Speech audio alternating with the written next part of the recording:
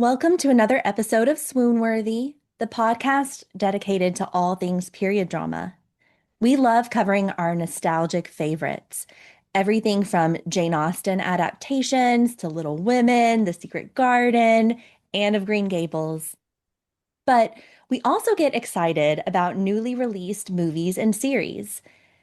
And we've had so many of those in season 6. Bridgerton, Frankenstein, Hamnet, and now Wuthering Heights. So, of course, we have to share our thoughts and opinions. Before we dive in, a little context. Back in September of 2024, the casting news for Emerald Fennell's Wuthering Heights broke.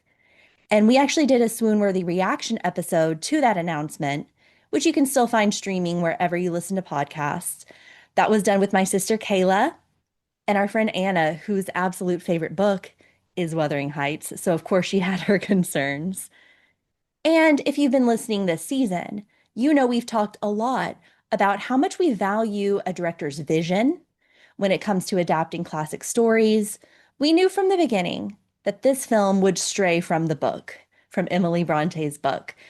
So we all went in with open minds, but now we're ready to discuss. I'm joined today by my co-hosts and friends, Stephanie and Sunny, to talk about Emerald Fennell's wild take on Wuthering Heights, which just hit theaters.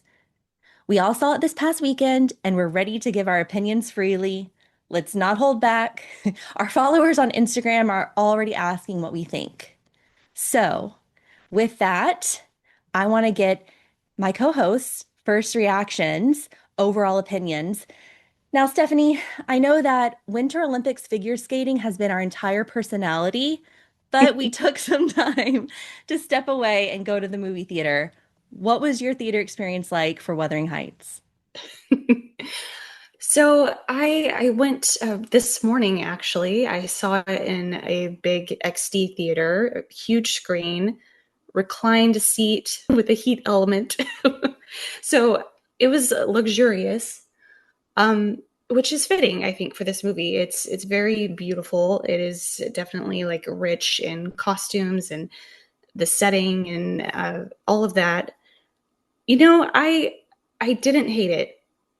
I actually liked it. I Okay. don't know if I want to see it again immediately or anytime soon Yeah. necessarily, but I enjoyed the experience of watching it. I think um, it made me feel it was well paced. I went through this journey with these characters, and it was wild, like you said. It's just kind of a wild experience, and I I was here for it. So yeah, nothing too negative for me right off the bat.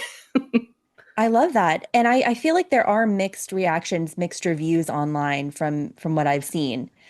Yeah. And I should say also, I have no connection to this story whatsoever. I don't know if I've read the book. I may have read it like 20 years ago or something. I don't remember it. Yeah. But yeah, so I went into it just like any other movie, not as a book adaptation. So That is helpful context. Okay, Steph. All right. That's a good start. And Sunny, now let's talk about your experience and first reactions. Yeah, so I went in really optimistic. I'm always excited about any kind of book to film adaptation. And I was really excited about this one. I've seen Emerald Fennell's previous films, enjoyed them. I saw it with three other people. One of them really loved it. And I'm kind of glad that I was able to watch it with a group of friends, all of whom had different opinions on it. Yeah, yeah. Because I'm also conscious of like, I don't want to like yuck anyone else's yum, you know? Like I I can't say that I loved this movie, but I understand I understand like that people might have like deep personal connections to the story and to the characters. And so I'm always, very conscious of like I don't want to rain on anyone's parade in that sense. Um, but in general, I don't know. I don't know if this was the movie for me. I'm really excited to talk to you guys about it and talk about the different scenes and stuff. Yeah. But yeah, I'm still processing it, honestly. I think like watching it, it was like such an intense viewing experience. And I only saw it on Thursday. So I'm still kind of like forming my opinion about it. What did you think, Carly? Yeah, I mean, first off, I'd say I actually expected it to be more shocking in its debauchery and lewdness. I was Mm. expecting more of that. No, from what I had gathered going in. Maybe I'm desensitized. I don't know. But so that was just kind of a first little note. Secondly, yeah, I went in with an open mind, even though I am a big fan of the book. I've probably read it 4 times throughout various stages of my life. Wow. And yeah, the first one being in high school. And then I did a quick follow when I was in college, and that's when it really hit me. Like I read it for pleasure, not school assignment, and absolutely loved it. And then I know I read it again after Emily 2022 came out. Yep. And yeah, because I was just really eager to reread it. So I do love Wuthering Heights by Emily Brontë. But I did go in with an open mind because we've talked, like, we like director visions, Bram Stoker's Dracula by Francis Ford Coppola, Baz Luhrmann's Romeo and Juliet, all of which are actually considered inspiration for this Mhm. movie by Emerald Fennell, which is really fascinating. Also, I really do like Emerald Fennell's other work. So Promising Young Woman, that was her first directorial debut, won the Academy Award for Best Original Screenplay, and it really made me feel things. Like that was a heavy hitting movie. And I know Steph, you and I think chatted after that. Like that's a big one. Yeah. Yeah, she's so great at making you feel uncomfortable and like making you feel dread, but also like having like these crazy aesthetics. So yeah, Yeah. it was that was like a crazy debut for her for sure. Yeah. And before that, we'd seen her on the screen as an actor. So Anna Karenina, she's in that ballroom scene, Blink If You Miss.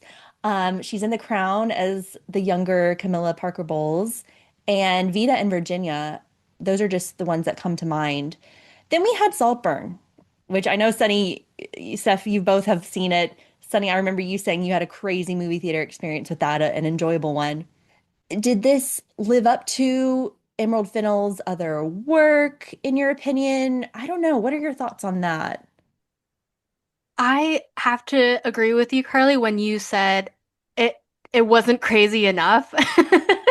I feel like maybe that's I mean, as I feel like most of our listeners will probably know, the second half of the book actually isn't in the Right. film at all, which I think it's to its detriment. I think like that's where like the full circle humanity comes into play, and I think this film was missing that, frankly. Yeah. Um, and yeah, I remember watching Saltburn in theaters, and every scene, every moment was just like a scream out loud scene. And like this one just didn't hit as hard for me. I can't remember. I think I did see Saltburn in theaters. I definitely did. I love Barry Keoghan. But you know Yeah. what? I came away from Saltburn. Um, I think like my biggest impression or the biggest impression that was made on me was Alison Oliver. She Yeah. is so good. Yeah. Like Yes. she held her own in this cast of like incredible actors, and she really really impressed me. And so I was so happy to see that she was going to be in this film as well. And yeah, so I love like discovering new actors, and she's also great in Task, the HBO show. So yeah, That's I love cool. her. I think that was my biggest takeaway. You know, it's shocking, I guess, a little bit, but I'm not easily shocked. I just I thought it was so fun, you know, Okay. seeing Barry Keoghan dancing around naked at the end, and you know, Yeah. it's just it's wild, and I like her wild mind. I think she knows like what we like to see, Yeah. and you know, she's not afraid to go there. So I like that. She's not, yeah, she doesn't hold back. And I think Saltburn, I was very strong in the opinion that it should be considered an adapted screenplay because it was Brideshead Revisited by Evelyn Waugh. Like that is, I felt very strongly because that is like the premise, like a less fortunate guy infatuated with the more well-to-do eccentric family.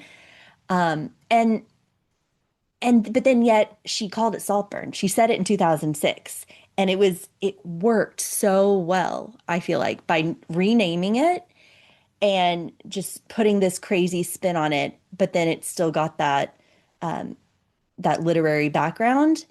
And so of Wuthering Heights, I would change two things and I would like this film. And I've been thinking about this hard, guys.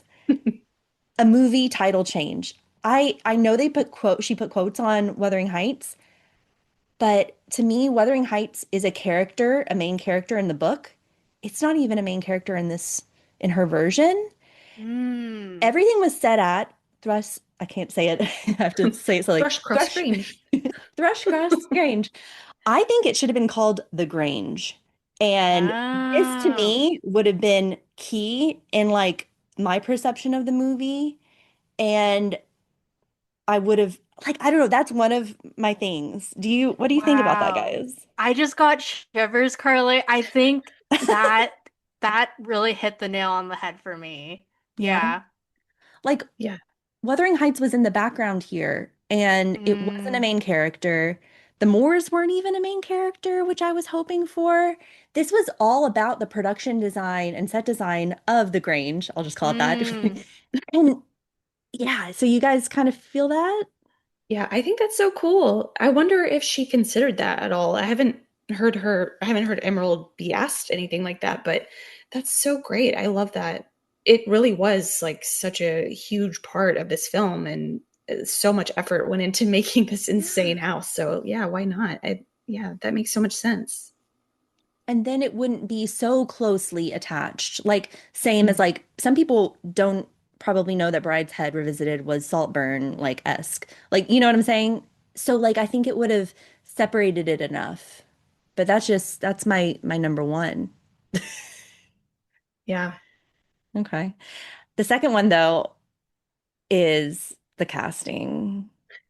I can't wait to hear your thoughts on the casting of Margot Robbie as Cathy Earnshaw and Jacob Elordi as Heathcliff. I mean, this is something that when the news broke out in September 2024, fans were of the book were livid. I mean, it's so many reasons. Livid, yeah. You know, for so many reasons.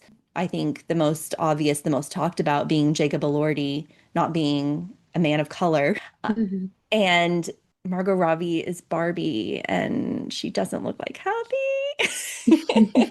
Okay, Sunny, what do you think? I totally agree with both things you just stated. I mean, even as somebody who hasn't read the book since high school, Heathcliff's character being a person of color, I think that was like one of the grounding elements of like the friction between the two of them, Cathy and Heathcliff, and like it's such an important element of the story that it's almost not that there isn't any friction because of the fact that Jacob Elordi was cast as Heathcliff, but like a huge part of it just it goes out the window for me, and I'm sure for many, many people. I'm gonna be honest, I didn't think they had a lot of chemistry. They And did. I agree. and they are two of the hottest actors in Hollywood, and we have seen them in other films, you know, with other actors and actresses, and they are not, it's not for any lack of talent, it's not for anything like that. I just don't know if they were suited to play these particular characters with this particular dynamic. Um, and also, okay, one of my biggest pet peeves is when adult actresses play children or like teenagers. That's one of the biggest things that frustrated me about Little Women was if Florence Pugh was playing an 11-year-old, and that like kind of weirded me out. And I got Yes. that sense with Margot Robbie where she was like, she is this incredibly sophisticated, elegant looking woman. And she's like throwing a tantrum as like a 14, 15-year-old. I'm not sure how old she was supposed to be in that scene, but like, I don't know, it just was very dissonant to me. um, Yeah. Yeah. yeah, Yeah. I don't know. I'm so curious to know what you guys think. Yeah. Yeah. I loved the younger actors. I mean, Yeah. Owen Cooper, obviously, he's won like every award possible for Yes. adolescence, and he deserves it. I don't know the young actress's name. I didn't have time to look it up, but I could watch a whole movie about those two kids, right? Yeah. Same. And I was Yeah. thinking like Emerald Fennell would make a killer like young adult movie or like children's movie, thinking like The Secret Garden, because she's Ooh. so good at like creating like this crazy world and a crazy aesthetic. I think she would do a really good job doing that. She would have to reel it in a little bit, you know, the grotesque and all of that. She would have to reel it in, but um, yeah, I didn't love Margot Robbie and Jacob Elordi in these roles either. I agree. I didn't think they had chemistry. We were watching two hot people acting very well, and that's kind of it. We weren't watching magic happen. I did not believe their romance, to be honest. I also think heated rivalry has like ruined like chemistry for me. It's just like there will never be a chemistry that good ever again. But yeah, I didn't quite get it. I They are two hot people from Australia, and that's what they look like. I'm sorry.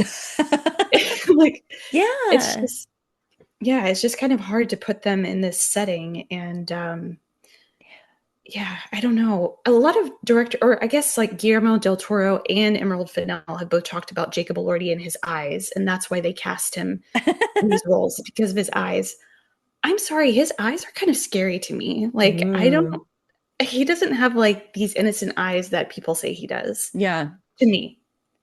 And so I don't know. I don't really get why they were cast in these roles, but this is the version that Emerald wanted to make. This is like what she saw in her teenage mind, I guess. So, you know, I know, but and here's the thing too, I do think that they're both great actors. Like we raved about Jacob Elordi's, turn as the creature in Frankenstein, mhm, disappeared into that role. I also watched I, Tanya, which Stephanie and you and I love. I've watched it post Barbie, and mhm. I do think that Margot Robbie disappears into that role and plays it so well. They're both so talented. I didn't feel the chemistry, and I could only see Barbie, and she was so perfect and beautiful. Where was the wild Cathy who would just escape to the moors and just like be crazy and long for her childhood? Like, and the age thing too. And I do think Margot Robbie's a beautiful, mature actress now, but then with the storyline, it went from them being kids to them being the age that they were. And then I was like, okay, so you're a sophisticated woman. They did mention your spinster age now, but then like, so what happened in between there? Were y'all not like trying to get into each other's pants before that? Like, I was so confused. You Yeah. know what I'm saying? I was wondering that too. I'm like, did this feeling towards each other just start? But it clearly didn't because we saw that you loved each other as children. So like, yeah, what was going on in between those times? Or was this like 3 years later? Like, Yeah. Yeah, so a little bit on that background for their ages.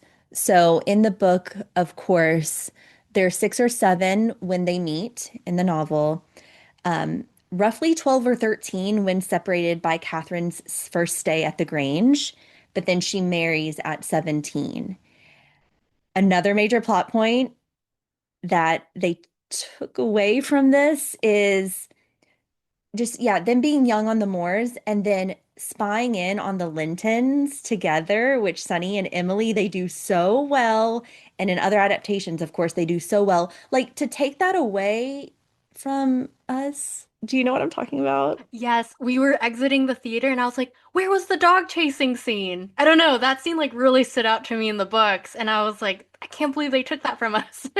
Yeah, it's like I know Emerald Fennell, and I guess I'm saying her name wrong, Stephanie, this whole time. Fennell, Oh, is whoops, me too. Sorry, Emerald. sorry, Emerald. I'm sure she gets it all the time. Yeah.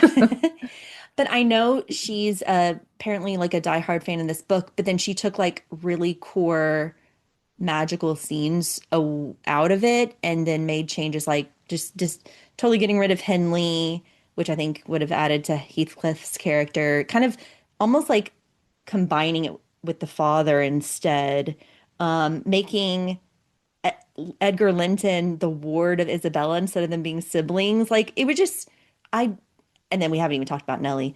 But yeah, so strange to me. So strange. And see, Steph, you not having the personal tie to the book, that didn't probably bother you. But Yeah. yeah. Yeah, I Yeah. didn't know any of this, but I do agree that there are some side characters where I was like, they could have been used a little bit more. Like, I was glad that Hong Chao's character got used. We saw like her arc and all of that towards the end. I liked that, but like you and Mitchell, I was like, what was the point of his character? I don't Who is know. that? Who is that? Uh, Joseph? Joseph? Yeah, Okay. Yeah. yeah. Okay. But yeah, I don't know. I didn't know anything about what you just mentioned, so Yeah. It was just weird. Like, if you're such a fan of the book, why would you change those things? That's what I'm grappling with. yeah. I know. I watched Emerald Fennell on Happy Sad Confused, with Josh Yeah. Horowitz earlier today. And I guess he's probably not a fan of the book. He didn't Okay. ask questions like this, but it would be really interesting to hear her answer questions like this. So Okay. Okay. So we've Sunny and I have been talking about really what didn't work for us. Sunny, I do want to ask, like, what did work for you? What were the good things there? Yes. Okay. There definitely were aspects of it that I really liked. I loved Hong Chao as Nellie. I thought she was phenomenal. So scary and I don't know, she just played the character like really intelligently. And I know I've seen some discourse online about like, oh, why is like the one lead character who's also a person of color like the main villain? And I was like, but guys, she's the most interesting character. Like, I don't know. I thought her character, her performance was just absolutely fascinating and I loved watching her as, deliciously evil as she was. Um yeah, I she was definitely like the star of the show for me personally. Um what about you guys? What did you love about it? I do want to know because I think I said to you guys before in our group chat, I want to be convinced to like this film. It didn't it hasn't like hit me personally yet. well, first of all, the music. I mean, the music carries this film, and it creates the intensity, and I loved it. I do kind of wish they hadn't released the Charlie XCX songs before the film because I've heard them so much now. Hmm. I think it would have hit harder if I had not heard them previously. But I love Charlie, and I'm excited to listen to the full soundtrack that she made. So yeah, the music. I thought the cinematography was really cool. Like, I loved it. I loved the use of the fog, and um, I thought like the production design obviously was insane, and the costumes they're so wild. Loved those. And then Allison Oliver and Hong Chao. I mean, for me, they were my favorite parts of the movie. They're just incredible, incredible actors. And anytime I see them in something, I'm going to get excited for sure. I'm with you. I gave it like 2 stars on Letterboxd, and I said one for the one for the music, one for the fog. Yes. Because I think that the overall tone and atmosphere, sure, I wish there were more scenes on the moors, but I feel like the world building aspect of it, the set and production design, I loved it. And that's why I really wanted to like this movie and like be on this ride that Fennell created. I liked the egg yolk prank and the callback to it later. Loved that. I loved also the callback to the being under the bed and like holding on to the leg. They Hmm. did it as kids and then later on, even though they were separate. Um, I loved the montage scene when Cathy has married Edgar and Heathcliff's gone, and it's just like her in this world at the Grange, like being blindfolded and playing games, and Nellie's there and like her new life. So I thought that was like my favorite scene. Um, Costuming. So this is British costume designer Jacqueline Duran, who has won 2 Academy Awards for Best Costume Design. Anna Karenina 2012, which funny enough had Emerald Fennell in it. Little Women 2019, which I liked your mention earlier, Sunny, of Little Women. Duran received 9 nominations throughout her career. Pride and Prejudice, Atonement, The Green Dress. That's this costume designer. the most amazing. I want to say I liked half of Cathy's costumes. I didn't love the Oktoberfest milkmaid look to me. I wanted that to go away. Anyone else? Yeah, she definitely could have like worked at Disney World in that costume. Like, Yeah. it was very like, I don't know, German, like you said. Yeah, that was interesting. I didn't really get any of the costumes, but I Mm, think that's kind of like the fun of it. It was just like, what am I looking at? So I enjoyed that, but yeah. yeah. I liked the colors, like the white and the red really popped. So I Mhm. mean, Sunny, what about you on the costumes? Yeah, I have to agree with both of you guys. And Steph, you just said, I didn't get any of the costumes. I felt the exact same way. Like, I almost feel like they could have gone further with it, and then I would have been, like along for the ride on this like aesthetic journey. But it was just too middle of the line for me to like have really an opinion of it one way or the other.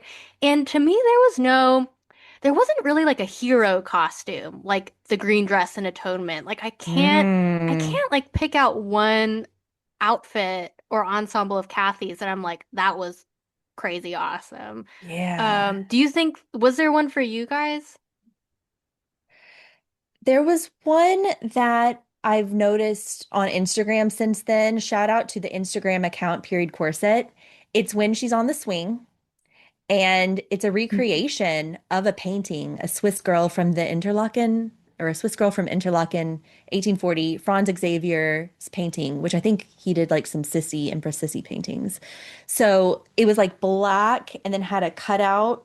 Yeah, you know what I'm talking about. To me, that was great. We didn't get as much time as we could have. And then like the whole swing thing is kind of like another painting, the happy accidents of the swing. So like that vibe was really, Mm. really purposeful and beautiful. But that was probably it. Yeah. I remember when I was watching it and I saw that costume, I was like, I'm going to talk about that one on the podcast later. And then I Yeah. forgot. But yeah, I think that was my favorite. And I do think like her reveal after she's, back from being injured and she's in the Mm, white Mm. bodice with the red flowers and it has like see-through sleeves and the red skirt. I do think that is a moment. yeah. I think it was really beautiful. But again, don't really get it for the time period and how different her costumes are from what's her name? Alison Oliver? Oh, Isabella. Isabella. Isabella. You know what I did love? Kathy's hair when she's at the Grange. There Mm-hmm. were some, I guess they must have been wigs. The one with like the red ribbon crossing down the back. That image actually really sticks in my head. Um, yeah, I thought hair design was really creative on this one. And I would have loved to like have seen more of it. Maybe I could just stalk the hairdresser's Instagram. Yeah. No, no, That's a good point. that's a good point. Yeah. Yeah, because even Isabella's hair, like how crazy it was, like I thought it was pretty, but I think it's probably not considered like the most attractive hair in that time because it's wild and then Margot Robbie, they Yeah. did a really good job of like her wet hair. They were wet so much of this Mm. movie. And they did a Yeah. good job with all of that, all the different textures and the wind and everything. Yeah. Yeah. Some people have said like the weather is actually like a main character in this. Mhm. Isabella, Alison Oliver, probably my favorite character of this version. Like, and I like the changes to that character, like making her just totally a crazy sycophant and, sexual, driven woman. So I loved that. I actually haven't been as on board with the Nelly villainization. Oh my gosh, tell me more. I I just didn't because then Heathcliff's the villain. Like to make Heathcliff and Cathy more of like manipulated and a product of like the situations and manipulation by Nellie, to me was just strange. Like, I don't know, Nellie's supposed to be there as a narrator, and I loved the actor choice there. Like, wow. And I liked the costuming on Nellie. It was simple. It was more period accurate. So I loved that, but I don't know, making Nellie the villain I mean, I'm still processing this, granted, like, because that's such a stark change from the book. Granted, there are aspects in the book where it's like I could see someone reading it would be like, okay, Nellie should have spoken up. Nellie should have come out with the truth, and then things would have changed. So, like, I get maybe why Emerald went that way, but I don't know. I'm still processing that. I haven't been over that. I haven't read the book in so long, so I can't remember like the subtleties of Nellie's character in the book. But I think in the films and then in some of the summaries I've read online, just like trying to refresh my memory, Hmm. Nellie's whole thing is like the deception and like selectively revealing and Yeah. hiding information. Yeah. Is that like accurate to how Yeah. she's portrayed in the book? Okay. Yeah. Yeah. She could be seen as manipulating our point of view by like what information she withholds. And yeah, exactly. Totally. And like we don't get the full picture. So like that's definitely what Emerald was trying to take and run with. But I'm just still grappling with it. Like I was having a conversation with Caro Herrera Padilla, a follower on Instagram, noting how like they gave the women more agency as far as like Isabella more agency. Like when Heathcliff was like, "Do you want me to stop? Do you want me to stop?" The Heathcliff of Bronte's novel wouldn't have done that.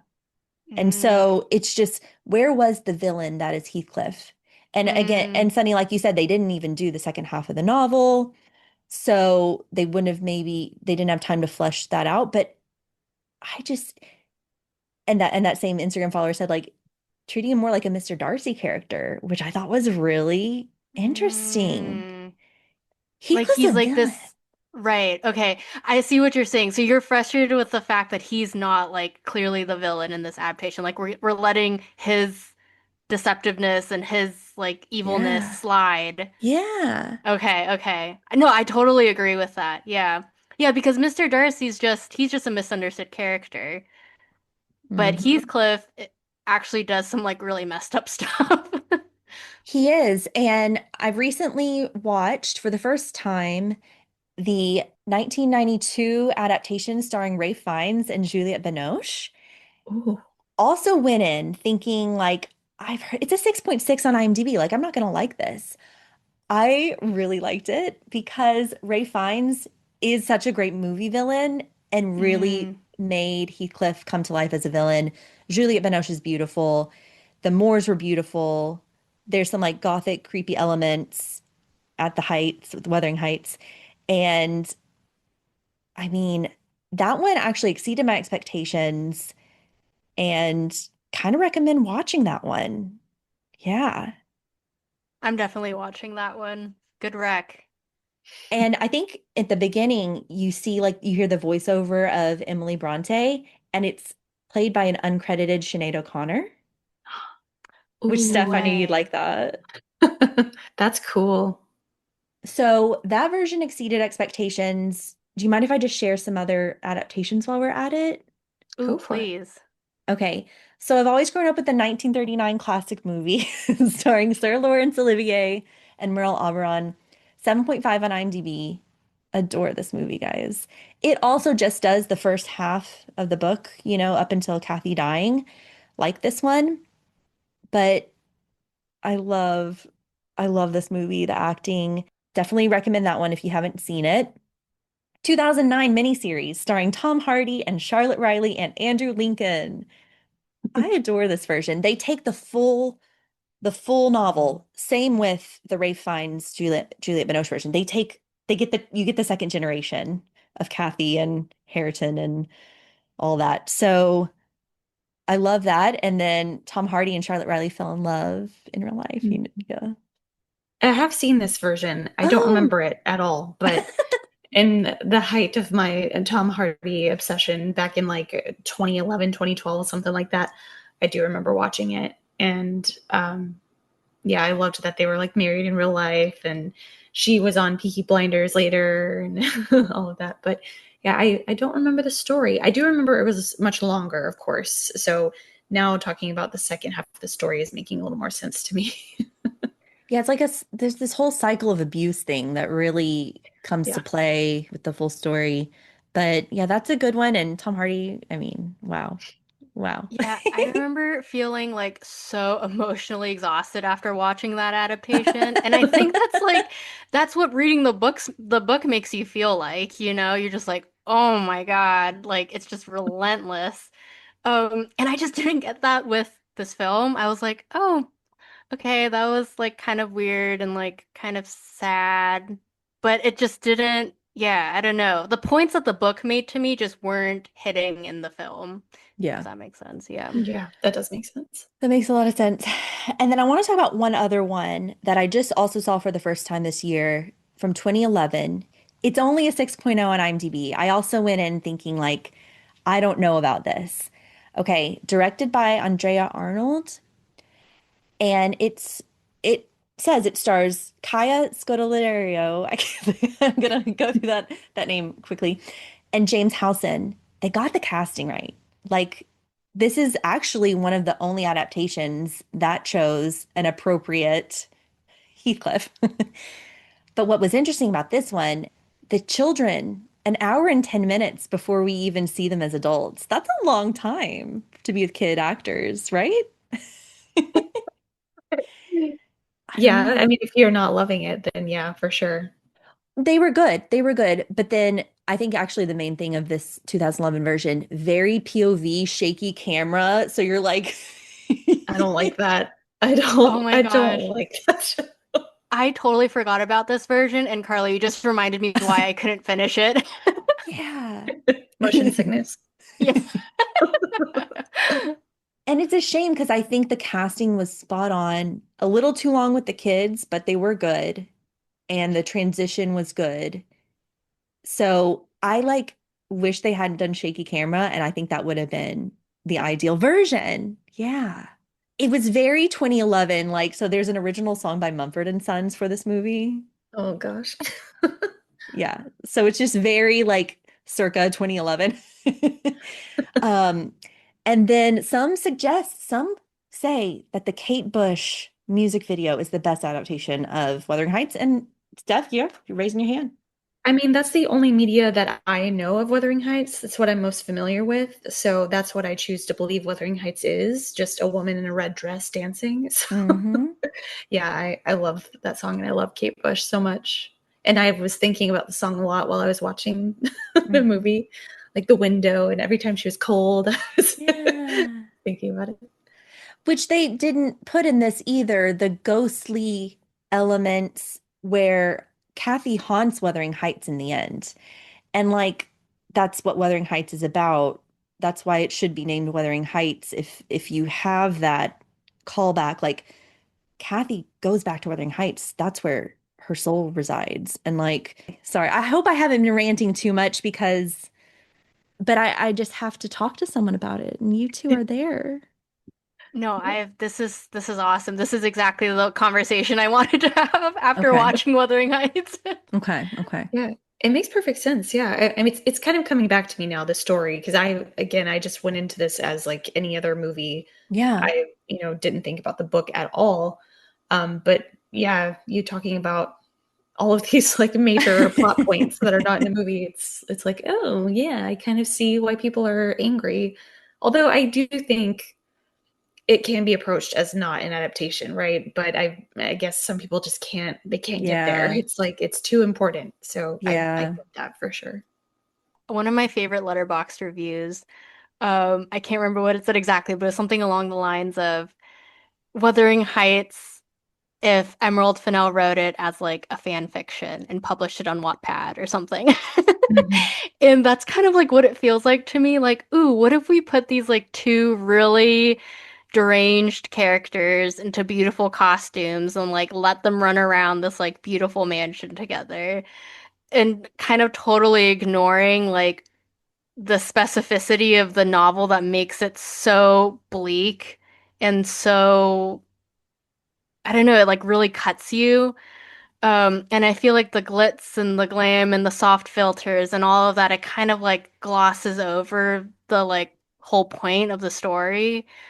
And I think that's like where I take issue with it is honestly, it's kind of like the commercialization of Wuthering Heights because you also like look at it from not just the film itself, but like the way they've been like marketing it and stuff. I don't know, something about it kind of leaves a bad taste in my mouth. Like they're doing all these like brand partnerships and like saying that it's the greatest love story of all time and celebrating it as this like Valentine's Day movie. But it's also about these like two very damaged people that form this like trauma bond and can't disentangle themselves from each other, which is like very, very dark. And I don't know if we should be glamorizing it. I don't know. I don't want to like, you know, sit on my moral high horse or anything like that. But that's just, it just like makes me feel a little weird. No, I think that's such a good point. I was thinking about that too, because like all of the premieres and, like the thematic dressing that Margot's been doing, which she does a lot. And like you said, like the marketing of it, like saying like yearning is back and, the greatest love story. I was just like, this is not romantic to me. Like, this is Yeah, not good. This is not something any of us should like want or covet. Like, this is dark. I don't know where this marketing came from. totally. Exactly right. Yeah, fans are finding fault with the marketing. This is not the greatest love story ever told. That title belongs elsewhere. This is a very dark story. Yeah, when the Warner Brothers like title card kind of popped up at the front of the movie, I had like a adverse reaction. I was like, that's like Barbie, and there was a lot of product placement and all that and marketing with Barbie too. It felt like that again. And it was kind of the same team because I know, we've got our same costume designer, same actress. Emerald Fennell was in Barbie. Um, Well, Margot produced both of them. I think it's her production company, so that might be part of it too. yeah, and it felt like a big Valentine's Day card, like a cheesy Valentine's Day card with the white and red. When I guess I still prefer like a ghostly dark atmosphere, and which is why I loved the scene where she's going back out there to look for him in the fog and he appears in the fog. Like that's what I was really hoping for. So again, my expectations hurt me going into a movie. But Yeah. great point, Sunny.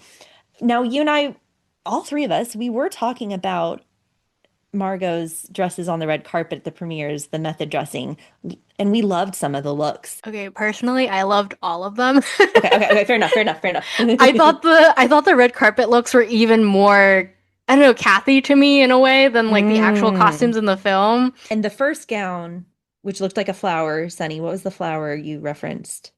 Yes, it looked like a red anemone. Beautiful. That is a jaw-dropping gown. Love that. And then what did we like? We liked another one of them. What were we talking about? It was red. It looked like her red dress in the movie, like the spaghetti strap red, The like very velvet. classic silhouette. Yeah. She did a lot of that sort of silhouette with a choker, like a Mhm. big, probably like $1 million choker. I was just gonna say, I'm trying to figure out who the designer was, but it was the dress that she wore on the red carpet night when it was raining and everybody had those like transparent umbrellas. But it's this like very sheer, um, champagne like tulle fabric, and then it's got like gold cord over it, and it forms like a sort of Oh corset yeah. bustier. That was my favorite look. Oh yeah. It was like Can't gold green, remember. right? Gold It was like green. greenish. Yes, yes, yes, yes.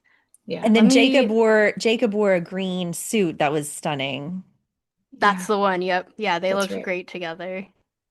And the casting choices, I keep coming back to that. I think we want to talk a little bit more about casting before we wrap up, because I stand by the fact that if this had been cast with younger, lesser known actors, I think I could have been transported on this journey and then with the title change. And same as, so Little Women, 2019, directed by Greta Gerwig. I loved your Florence Pugh thought there earlier. And I was thinking, I love Meg March in the 1994 version because it's this actress, Trini Alvarado. She is Meg March to me because it's like, I don't know her other work.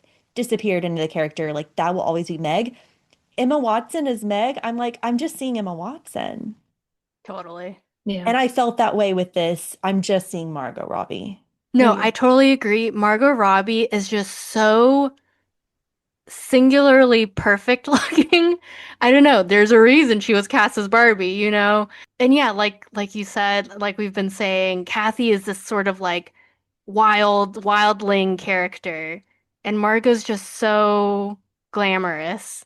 Who would you cast if you were putting together a Wuthering Heights movie, film, and you were just making it your own, and you went back to the novel and you did really want to get some of the true character moments there? Carly, you did ask us this question and we thought about it beforehand, and I feel very, very attached to my picks now. I'm just putting it out into the universe. If anyone wants to readapt Wuthering Heights, I've got the two perfect leads for you. All right, Cathy, Havana Rose Liu. She's an up and coming actress, young. She's 28 years old. She most famously starred in the teenage dramedy comedy coming of age Bottoms, opposite Rachel Sennett and Io Debris. I thought she was phenomenal in this. So funny. And there are some scenes in there where she gets to play this like feral kind of character, like feral femininity.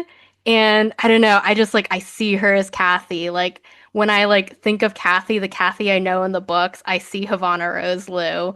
And she's got this stunning curly red hair that I think would look epic on the moors, raining with the sun. And opposite her, as Heathcliff, I would love to see Archie Renault. You may know him from Netflix's Shadow and Bone. He played Malian Aretsev opposite Jessie May Lee. And well, first of all, I have a huge celebrity crush on Archie. Think he's really, really cute. But he's got this sort of like brooding, intense sensibility to him that I think could be Heathcliff in nature.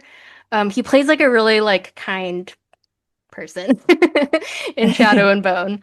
Um, but yeah, I don't know. He's just got this sort of like sharpness to him, to his features, to his like demeanor that I think could play a really interesting Heathcliff. So yes, universe, please.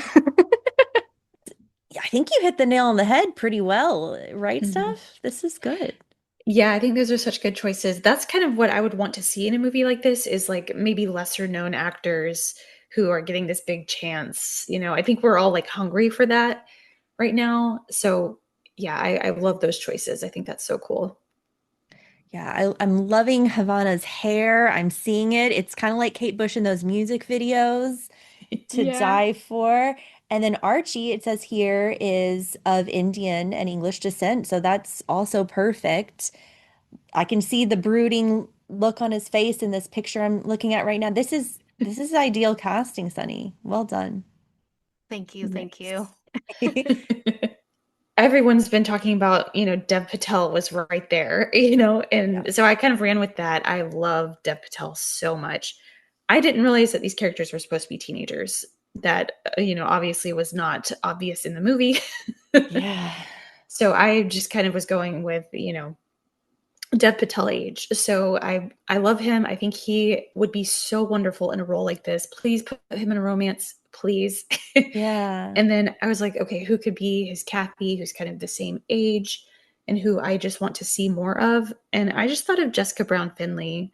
I love her so Yeah. much. And um, I I love haven't seen her. her in anything quite like this. And I would love to see her with like, long, crazy hair, just like no makeup, looking Yeah. beautiful. And I've seen her in something. So she's in a mini series called Jamaica Inn by BBC. Oh. This is a Daphne du Maurier adaptation, so very like gothic mystery. And she's got the hair down, but it's Hmm. period still. The problem with that miniseries, and it's funny if you read articles about it, something messed up with the sound and they still put it out there and you like can't hear anything. You have to like turn it up really loud and you can't hear them talking. It's That's very bizarre. strange. Very strange. But Jessica Brown Findlay on the screen, so beautiful. Of course, we know her as Lady Sybil in Downton. Also, kind of a strange, not as bad as I thought it would be, Colin Farrell movie called A Winter's Tale, and she's also very ethereal in that. So, Mhm. Steph, I love it. Love Oh, it. thanks. Yeah, I'd just like to see them together. I think together they'd be really beautiful too. So, yeah. That's What about you, awesome. Carly? So I keep going back to Emma Mackey being like right there. Like you're already Margot Robbie doppelganger, but with brown hair. You played Emily Brontë in Emily. Would that have been too similar from Emily, which I think already is like a very almost enough Wuthering Heights movie to for me and Sunny, we did a whole podcast on Emily. Yeah. So I'm also just having trouble like finding younger actors. I don't think I'm as up to speed, so I love your choices, Sunny. But let's say this was like 10 years ago, okay? Mhm. I loved Lady Macbeth with Florence Pugh and Cosmo Jarvis, and they're also kind of Heathcliff, Cathy to me. Like that also kind of satisfies that Wuthering Heights Moore's look for me. You know what I'm talking about? Yeah, I remember seeing that film and thinking like, whoa, this feels like Wuthering Heights. Yeah. Yeah. And I'm a big Cosmo Jarvis fan, but I think, he is a bit older now. He's in the Shogun series, which is epic. Um, Jacob Anderson, who plays Louis in Interview with a Vampire, I could get behind him as a Heathcliff. Yeah, I do love him. He's really cool. He makes Yeah. good music too. Just Yeah. FYI. But yeah, he's very cool. And he can play mean, like in the vampire Mm. series. Like he can be very charming and then like also mean. So I think he would have been great. And I'm so curious what you guys think. This is my last little take here. 10 years ago or whatnot. We know she worked with Emerald Fennell before. Could Carrie Mulligan have pulled off Cathy? Hmm. Or too I think Carrie polished? Mulligan could do anything. Okay, okay. Yeah, I agree. She's one of the greats of our time. She could do pretty much anything. Like channeling her Bathsheba Everdeen far from the madding crowd, but then going further, going darker, going grungier. I feel like an education is very, very different from Wuthering Heights. But yeah, that's like one of her earliest roles. I feel like Carrie Mulligan in an education, I could definitely see her as Cathy. Love it. So there you have it, folks. We have given our opinions on the casting, like who we would have envisioned as Cathy and Heathcliff. But sadly, that didn't, they didn't consult us beforehand. But, To be honest, I want to reread the novel now that the film's come out because I purposefully didn't reread the novel before watching the film because I knew I'd be distracted by drawing comparisons and I wanted to appreciate the film for what it was and by itself. But now that I've seen it, I feel free to go and read the novel. I did go back and look at some of the best quotes from the novel. And I thought it was interesting that they used Drive Me Mad as a tagline for a lot of the posters and a lot of the marketing. And that is from Emily Brontë. She says, Mm. yeah, so it's at the very end, which also we didn't get that final reunion. Heathcliff was trying to get back to her in time and he didn't, but in every other version in the novel, he gets there in time and they have that exchange. And instead, she was already dead, but he says the same things, Jacob Elordi, as Heathcliff did, where he says, haunt me, be with me always, take any form, drive me mad. So I did like that they kept some of the quotes there, and that's such a powerful one. Of course, there was no ghostly element after. Um, and then Margot Robbie as Cathy delivering probably the most iconic lines where she's talking to Nellie. He is more myself than I am. Whatever our souls are made of, his and mine are the same. And then later on, Nellie, I am Heathcliff. Like that is just so incredible. And I do think Margot Robbie did a good job acting in this scene. But I think you, Steph, maybe mentioned it earlier, like they were acting and they were good at acting. It's Hmm. just like the overall holistic element wasn't there. Yeah, for sure. Yeah, the delivery of those lines, I'm glad you brought those up because I was thinking like, wow, this is some Yeah. cool writing, and I'm sure it's from the book, but yeah, Yeah. yeah, those were powerful moments, and I really liked that. I loved the end where we got that moment with Jacob Elordi delivering that line and also switching to the children. I thought that was so Oh powerful. yeah, that was good. His line delivery, Owen Cooper's line delivery was so good too. So yeah, Yeah. The kids were good. They had standout performances. yeah. I don't know. I guess if it were like my favorite book of all time, I'd be mad too. But I also thought she was going to like take the book because she loved it so much and like amplify it and fill in Mm-hmm. the gaps and like yeah, read between the lines and give us more of like their relationship, which I was down for. But then it was like a complete change and like leaving things out. So I think that's what Mm-hmm. threw me for a loop. yeah. But she also says, I know that my films are not going to be for everyone. I know that what I'm going to make is polarizing, and so I Yeah. respect that. Yeah. But Yeah.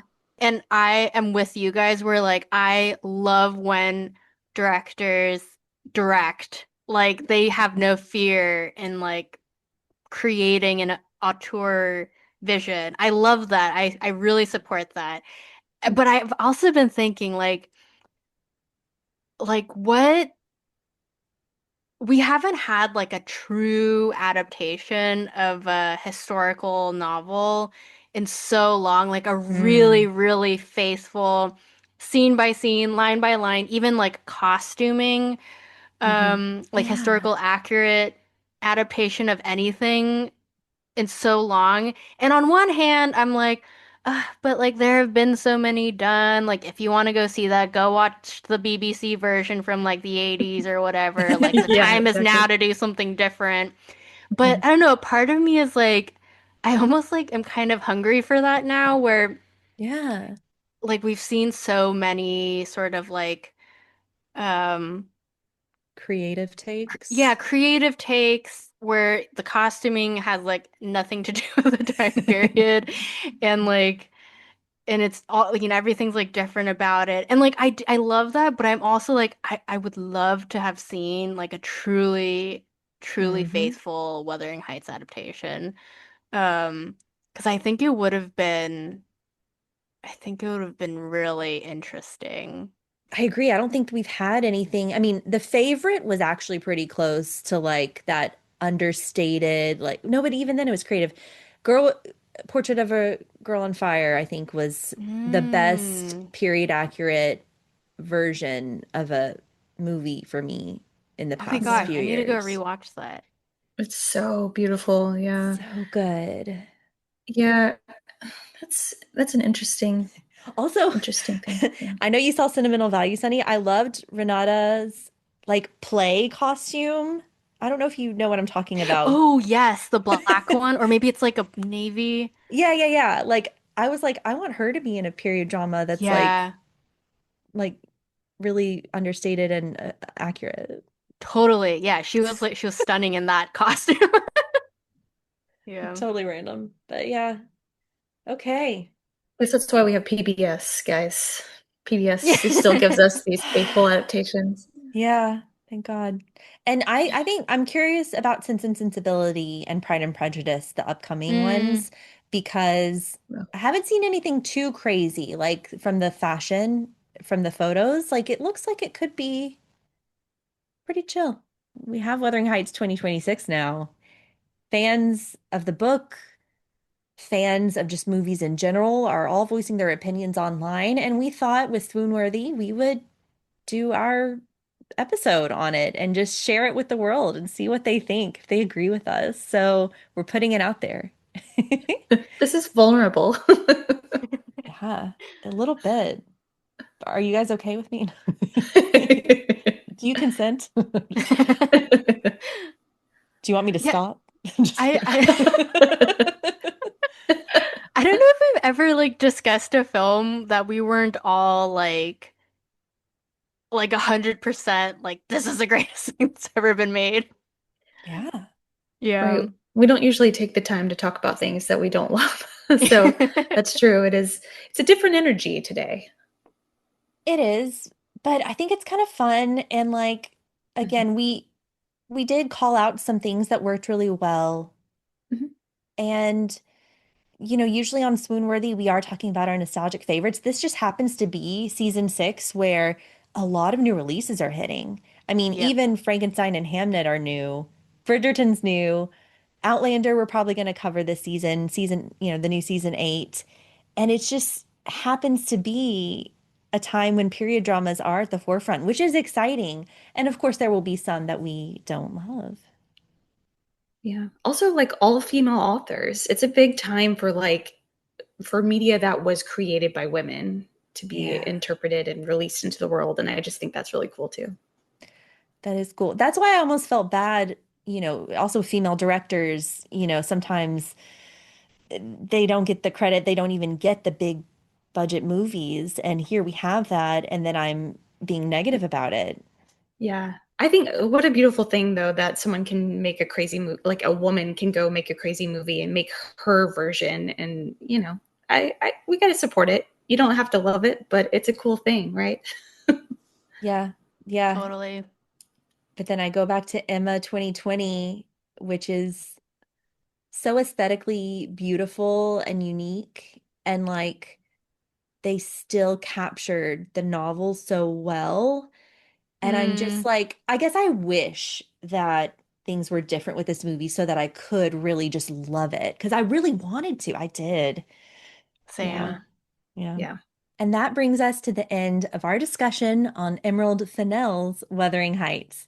We have some hot takes in here. We have some very strong opinions, but it was really fun to talk to you all about it. Yeah. You too. Yeah. Thanks for having us. And to our listeners, thank you for joining us on another deep, passionate period drama discussion. We can't wait to hear your thoughts too. Let us know what you think about our takes on Wuthering Heights on Instagram, or you can actually comment on Spotify, on YouTube. We will go in there and reply to you. Send this link to our podcast to a friend, to a family member who maybe took that Wuthering Heights journey with you. It would be fun to just keep talking about it because, yeah, we want more period dramas in the world. Catch you next time. Bye.